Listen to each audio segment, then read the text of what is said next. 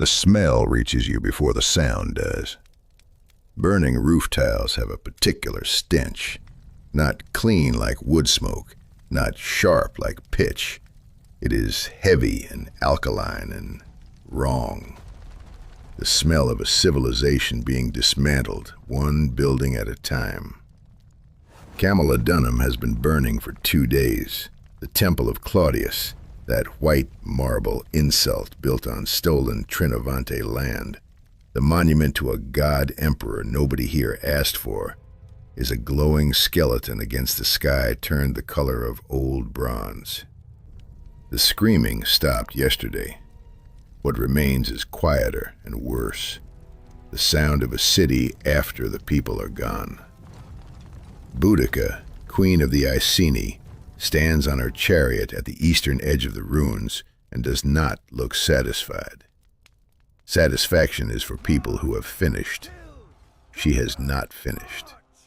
Behind her, stretched across the rolling British countryside in a mass so large it generates its own weather, its own dust clouds, its own ambient roar, its own particular pressure on the surrounding air, are 80,000 warriors. Iceni, Trinovante, Catuvalani, men and women who have been waiting for this their entire lives. They have already taken Camalodunum. They have already taken Londinium and left it ash. Verulamium fell in a morning. 3 cities, 3 Roman insults, erased. What Boudica does not know, what nobody in this vast, exhilarated, utterly undisciplined host knows, is that 300 miles to the northwest, Governor Gaius Suetonius Paulinus has finished his campaign in Wales, turned his legions around, and is marching south at a pace that would exhaust most armies. He has 14,000 men, the 14th Legion Gemina, the 20th Legion Valeria Victrix, and assorted auxiliaries. He has never lost a battle, not once, not in 30 years of service across North Africa, across the Alps, across Britain's own western mountains. He has also spent the last 3 days selecting his ground, very carefully. The intelligence about what is coming toward him is rough. Slave reports, terrified refugees, the accounts of the few Roman garrison survivors who made it out of Londinium alive. But Suetonius doesn't need perfect information. He needs a narrow defile, high ground on both flanks, and a forest at his back to prevent encirclement. He has found all 3. His legions are already digging in. By tomorrow afternoon, 80,000 against 14,000 on ground of Suetonius's choosing. Historically, this is not a battle. This is a lesson. The forest on the western flank of the British camp is old growth. Oak and ash and blackthorn tangled together in a canopy so dense the moonlight barely reaches the ground. It smells of wet leaf mulch and old wood, and the particular cold that accumulates in deep forest like water in a bowl. At 11:17 in what the modern world would call the evening, the air in a small clearing approximately 40 meters from the tree line does something that trees and leaf mulch and cold air have never been asked to accommodate before. It folds. Not dramatically, not with fire or thunder. Just a localized wrongness, a shimmer, like heat haze in winter, like the air itself briefly forgot what shape it was supposed to be. And then 22 men are standing in the clearing where 22 men were not standing before. They land in combat stances. This is not a choice. It is the autonomic response of men whose nervous systems have been trained to treat any environmental change as a potential threat. 22 SA-80 assault rifles come up in 2 seconds flat. 22 pairs of eyes behind 22 pairs of night vision monoculars scan arcs of fire in practiced overlapping sectors. The clearing is empty. Sergeant Major Daniel Cross, call sign Badger, 18 years in the regiment, 3 continents, 8 languages, a scar across his left hand from something he is not authorized to discuss, lowers his weapon by approximately 2 inches and takes stock. His radio is dead. His GPS reads, "Searching," and keeps reading it.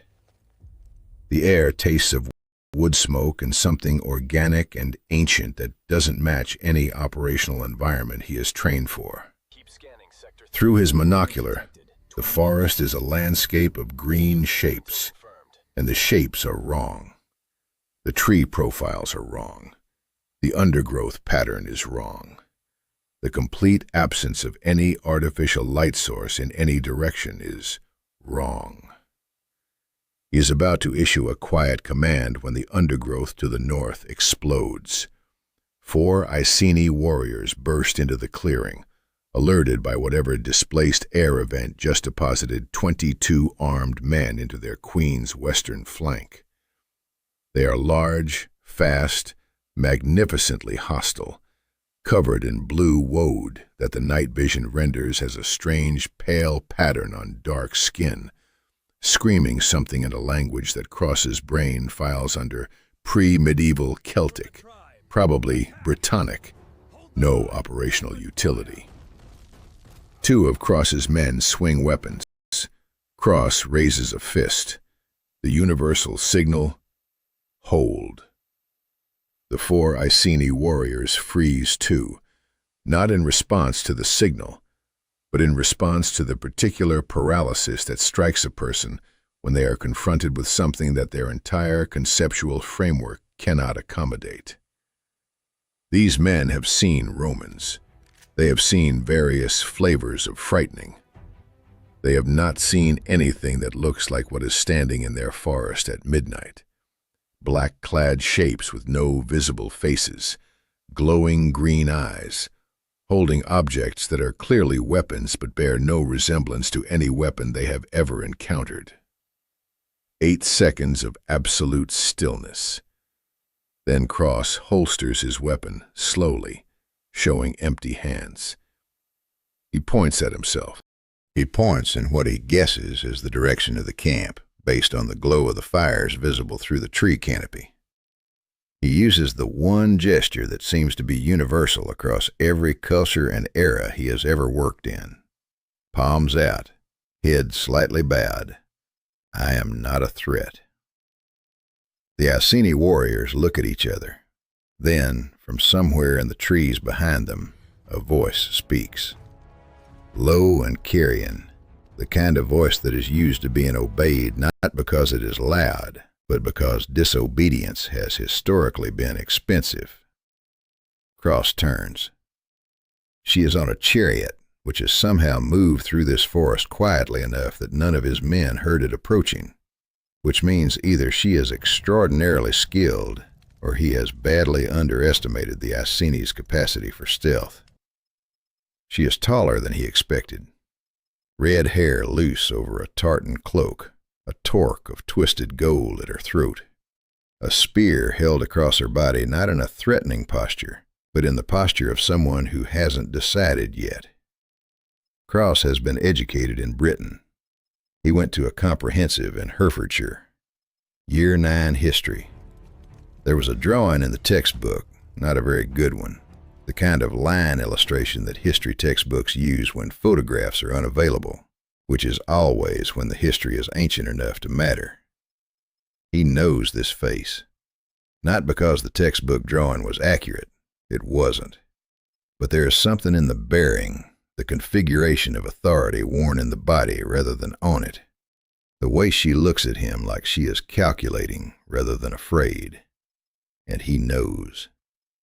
He knows the way you know things that are too large for rational processing, the same way his brain knew we are not where we were before his conscious mind caught up with the evidence. He removes his monocular, shows his actual face. Then he touches his chest, very deliberately, and says 2 words in modern English that she cannot possibly understand, but that he needs to say anyway. British Army. She stares at him for a long moment. Then she says something in Brittonic to the warriors behind her, and they lower their spears. Cross spends the next 2 hours gathering information through a combination of observation, map sketching, and an Iceni tribesman who speaks enough trader Latin that Cross's functional Latin, picked up during an operation that officially did not occur in a country he is officially not authorized to name, can bridge the gap. What he learns is this: 80,000 warriors. He can see approximately 8,000 from his current position, which means he is dramatically underestimating the density of the camp. 80,000 people who share a common enemy and a common grievance, and almost nothing else. No unified command structure, no supply system, no tactical doctrine beyond advance toward the Romans and be terrifying, which, to be fair, has worked 3 times already. No medical capability, no engineering capability, no communication system beyond shouting, and a tradition of individual warriors breaking formation to pursue personal glory that is not just tolerated, but actively admired.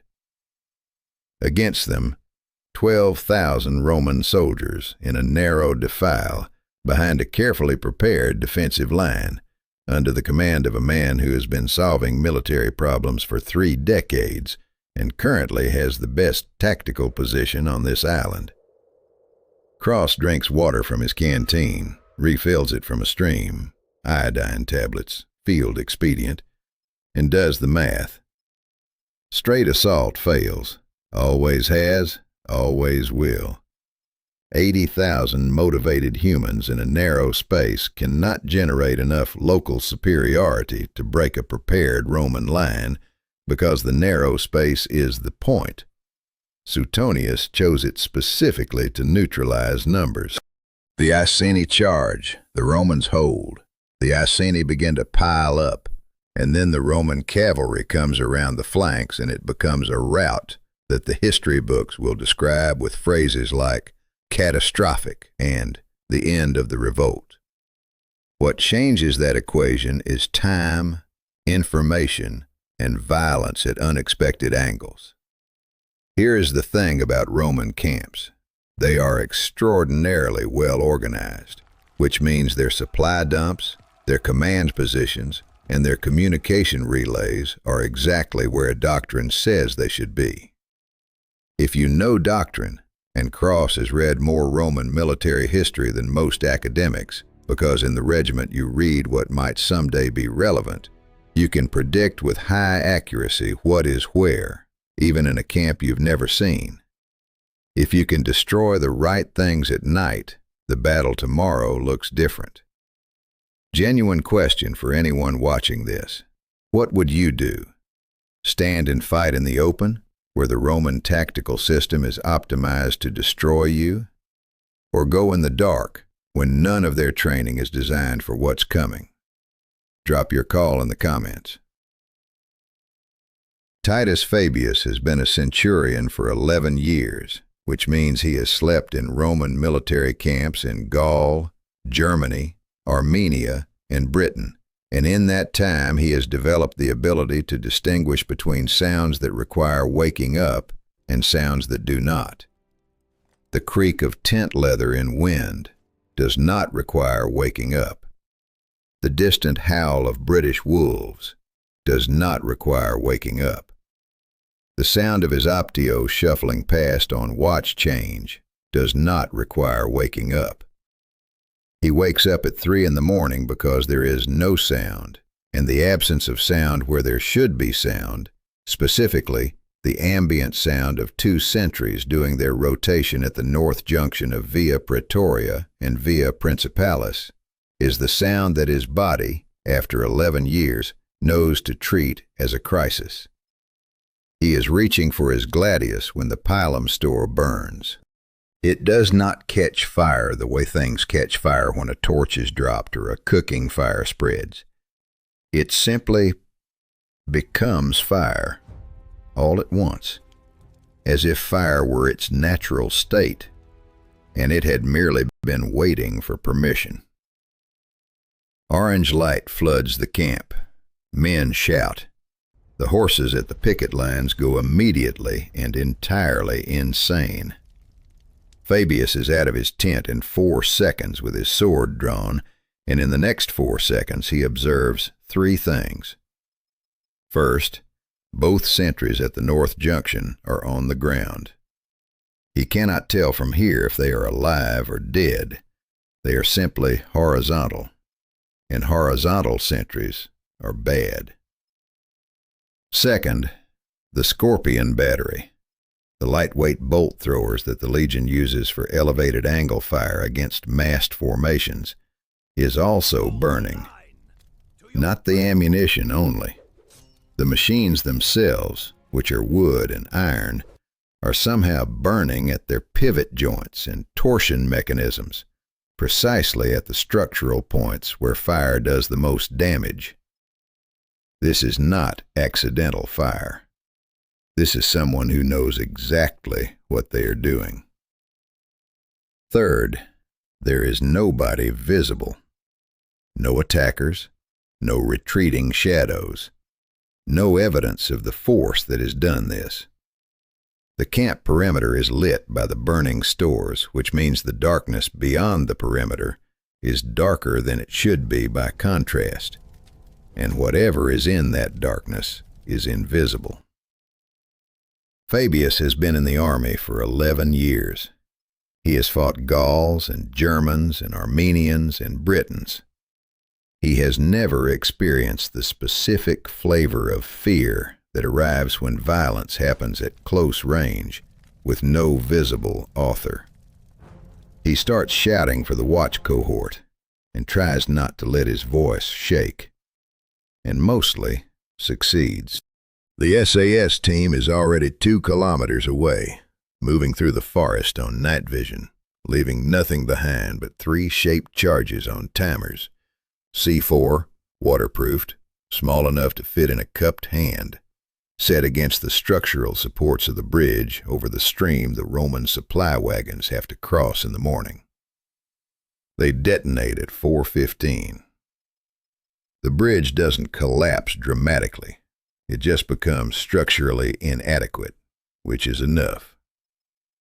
Cross-checks his team. 22 in, 22 out. He permits himself approximately 3 seconds of satisfaction and then starts planning the next 8 hours. Governor Suetonius Paulinus, by morning, knows something has changed. The Pilum stores are gone. Each legionary carries 2, but restocking was supposed to happen from that dump. The Scorpions will need 2 days' repair at minimum. The bridge over the stream is compromised, meaning supply wagons take the long route, adding 4 hours to his logistics. And somewhere in the forest on his western flank, something moved last night that his cavalry scouts cannot find and his sentries cannot describe coherently. He sits with his tribunes and is characteristically silent for a long time. Suetonius is not a man who reaches for supernatural explanations. He has seen barbarian psychological warfare before: screaming, fire, the deliberate spectacle of violence designed to unsettle Roman soldiers who are supposed to be unsettled by nothing. What happened last night was more surgical than any barbarian force he has encountered, which is interesting, which means it was not the Iceni. Something is helping the Iceni. He adapts, immediately, without sentiment. He pulls his cavalry off the flanks and concentrates them into a single, fast-moving reserve. If there is an unconventional force operating in the woods, spread cavalry or vulnerable cavalry. He tightens the defile further, positioning his legions in a formation so compact that the frontage is barely 300 men wide, the classic Roman wedge narrowed to its logical extreme, a density of shields and discipline that generates local superiority at the point of contact, regardless of what is happening at the flanks.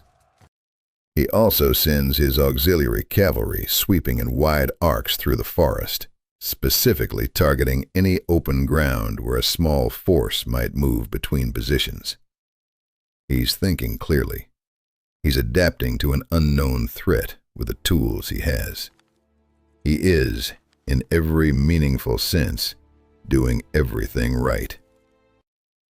But he is doing it with cavalry in a forest, against men with thermal monoculars, and the math of that is not a fight. It is a very slow, very cold, very one-sided game of hide and seek. Cross watches the cavalry sweep from inside a fallen oak trunk, 40 meters from the nearest rider, breathing slowly through his nose, and waits. The problem with 80,000 people is that they have opinions. Cross has spent 2 hours, through the tribesman interpreter, through gestures, through a sand model scratched in the dirt with the handle of his combat knife, explaining to Boudica's war council what he needs. Not a frontal assault at dawn. Not the screaming charge that has worked 3 times and will not work a 4th time against Suetonius's prepared position. Something different. Something the Romans have no doctrine for. A coordinated attack. 2 elements, timed precisely. The bulk of the Celtic force holding in the valley below the defile, while SAS explosives remove the cliff faces on both flanks simultaneously, turning Suetonius's chosen ground from an advantage into a trap. Then the charge. Boudica understands this. She grasps it with the speed of someone who has been thinking tactically her entire life, who conquered 3 cities not by luck, but by correctly identifying Roman weaknesses and hitting them. She asks sharp questions through the interpreter. She modifies 2 elements of the plan and is correct to do both times. Cross notes this with professional respect. The War Council understands somewhat less. Several chiefs indicate through tone and posture and the interpreter's increasingly strained face that warriors do not hold. Warriors advance. Warriors have been burning things for 2 weeks, and the fires are good. And why are they discussing rocks with a man who has a strange weapon and no beard? At 6 in the morning, with the mist still thick in the valley, 3 sub-chiefs who were not part of the conversation take their war bands, perhaps 9,000 men total, and simply start moving toward the Roman position. Because it is dawn and the waiting is over, and they are done. Cross hears it before he sees it, the change in the ambient sound of 80,000 people, the shift from the low collective murmur of a camp waking up to the higher, more urgent pitch of a mob beginning to move without instruction. He looks at the interpreter. 9,000? The head of schedule? Something like that, the interpreter says, with the tone of a man who has been translating bad news all morning. Direction? Straight at the Romans. Are my people in that corridor? A pause. Some of them may be.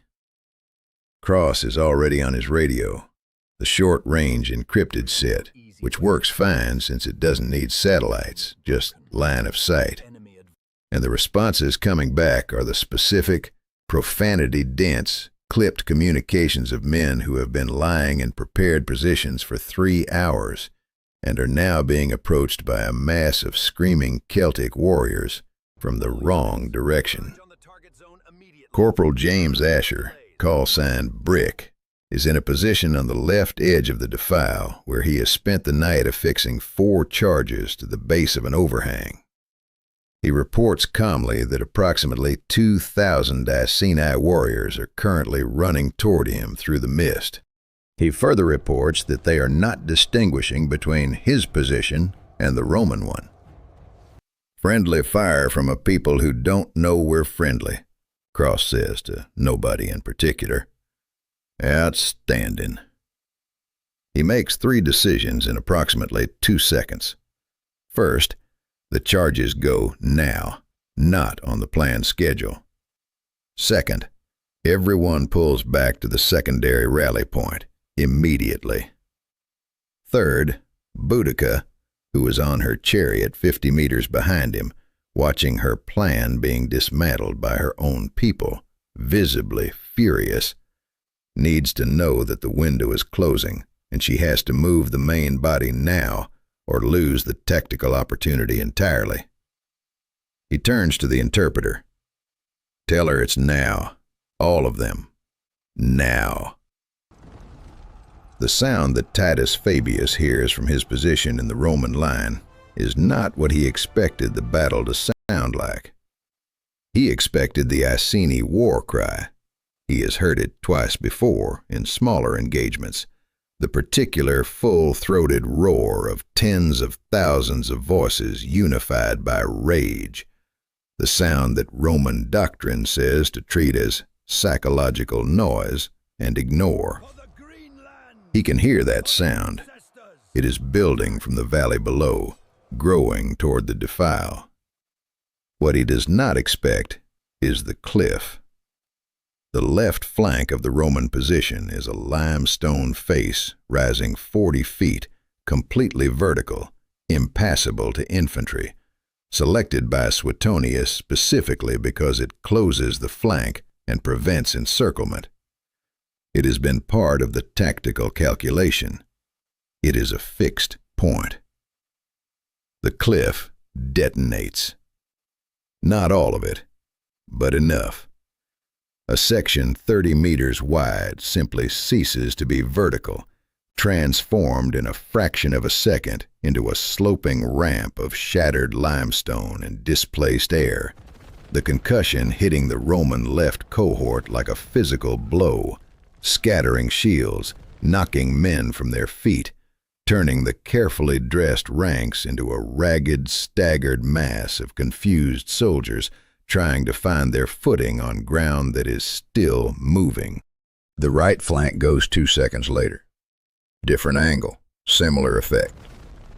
The narrow defile that Suetonius spent 3 days selecting, the funnel that was going to force 80,000 Celts to attack on a 300-man front, has suddenly acquired 2 substantial gaps, and through those gaps, the roar of the Celtic host floods like water through a broken dam.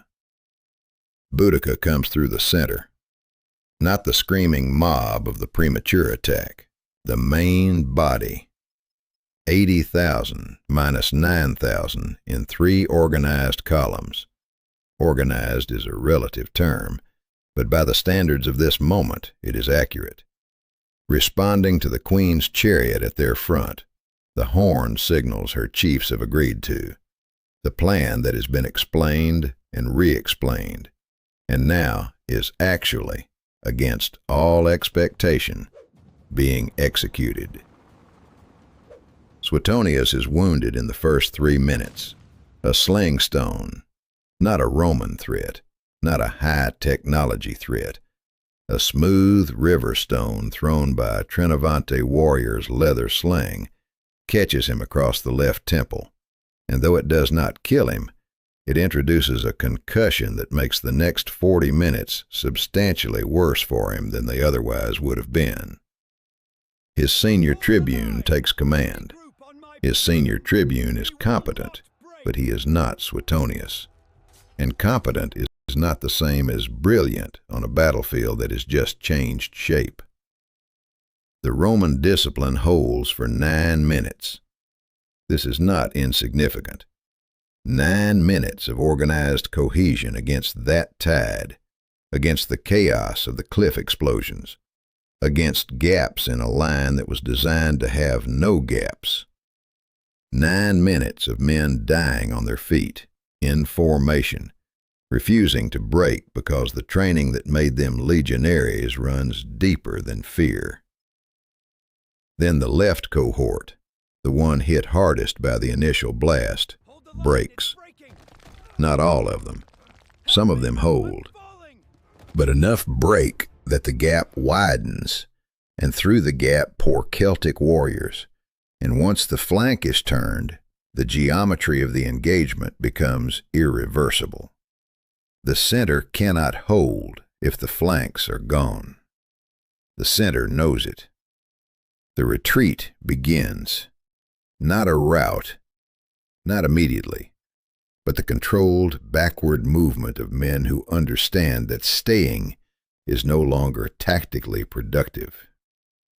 Suetonius is carried from the field by his personal guard. He is alive. He will recover. But the 14th Gemina and the 20th Valeria Victrix, unbeaten in Britain for a decade, leave the field of their choosing at a walk that is not quite dignified. It is enough. Cross finds his team at the secondary rally point, all 22, 2 with minor injuries from the premature Iceni advance, bruised ribs, a twisted ankle, nothing operationally significant. He counts them twice. 22. The battle is still audible from the valley below. Not close anymore, but present. The particular kind of sound that follows a broken formation. The pursuing roar of a force that has just realized it is winning. He can see the dust. He can also see the air beginning to do the wrong thing again. It starts in the center of the clearing, the same clearing where they arrived, the same shimmer, the same localized atmospheric wrongness, the same sense of the air briefly forgetting its geometry. The team sees it too. Nobody says anything. They start moving toward it, because home is home, regardless of what century surrounds it. And the machine, whatever it is, wherever it comes from, is pulling them back. Boudica finds him in the last 30 seconds. She has come down from her chariot. On foot, she is still imposing, but also, suddenly, a person rather than a symbol. A woman in her 40s with blood on her cloak that is not hers, her red hair matted with sweat, her eyes carrying the particular expression of someone who has just watched an impossible thing become real and is still processing it. She looks at the shimmer. She looks at Cross.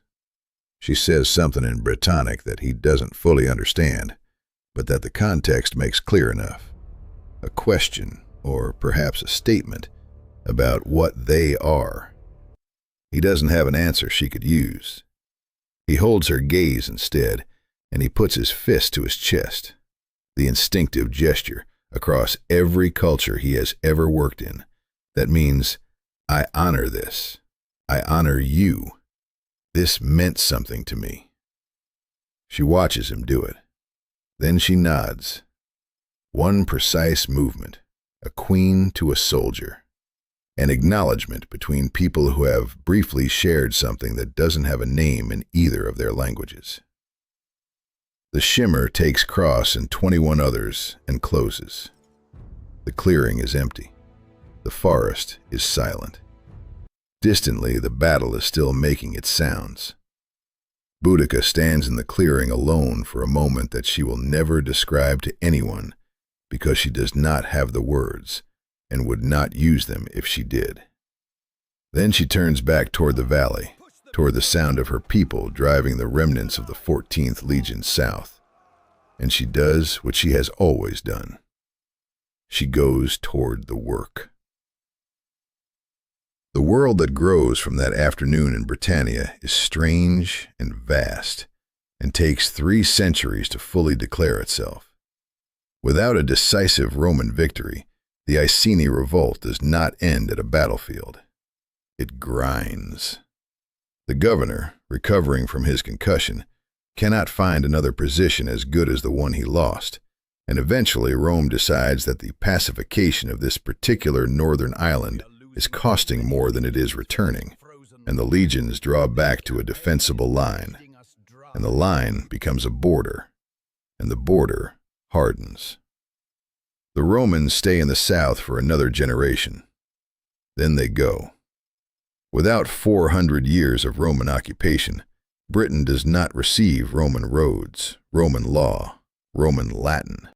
The language that eventually becomes English grows from a different root, shaped more heavily by the Celtic tongues that survive undiluted, by the Germanic migrations that will still come from the East but will meet a very different culture when they arrive. The island's Christianity, when it comes differently, through trade routes rather than imperial administration. The Roman Empire, without British tin and grain and slave labor, calculates its northern ambitions differently. The resources spent on an interminable British campaign are spent elsewhere, perhaps more wisely, perhaps less. The borders of what will become France, what will become Germany, are drawn by different pressures and different wars. The Atlantic coastline of Europe develops maritime culture earlier, in the absence of a Roman Mediterranean monopoly, and the ships that eventually reach a western continent do so from different ports, carrying different languages, organized around different ideas of what an empire is supposed to look like. And somewhere on a hillside, in what will not yet be called England, there are no Celtic crosses because there was no particular reason for Celts to adopt the cross symbol. And the stories they tell about the queen who broke Rome are told in a language that sounds like wind in old oak leaves. And she is not a footnote in someone else's history. She is simply the beginning.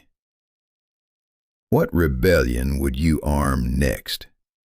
Drop your most impossible scenario in the comments below. Subscribe if you want to find out what happens when the past stops being defenseless. And we'll see you